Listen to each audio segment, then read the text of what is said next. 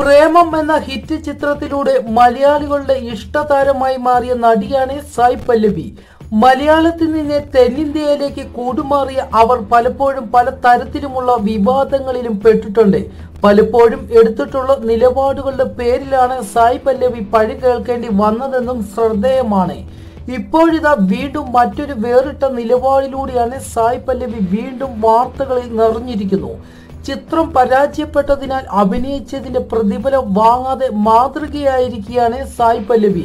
തെലുങ്ക് ചിത്രമായ പടി പടി ലച്ചെ മനസ്സു എന്ന ചിത്രത്തിന്റെ പ്രതിഫലമാണ് നടി വേണ്ടെന്ന് പറഞ്ഞത്. 22 കോടി രൂപയ്ക്ക് വിതരണാവകാശം വിറ്റുപോയ ചിത്രം ബോക്സ് ഓഫീസിൽ നിന്നും 8 കോടി രൂപ മാത്രമാണ് സ്വന്തമാക്കിയത്.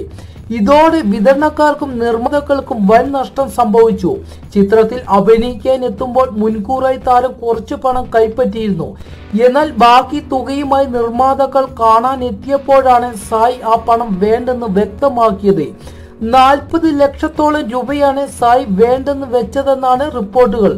ചിത്രത്തിന്റെ പരാജയം സാമ്പത്തിക ബുദ്ധിമുട്ടുണ്ടാക്കിയ നിർമ്മാതാക്കൾക്ക് ആശ്വാസമാണ്.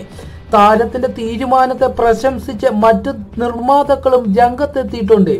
സിനിമാ ലോകത്തെങ്ങും ചർച്ചാ വിഷയമായിരിക്കുകയാണ് സായ് പല്ലവിയുടെ ഈ തീരുമാനം.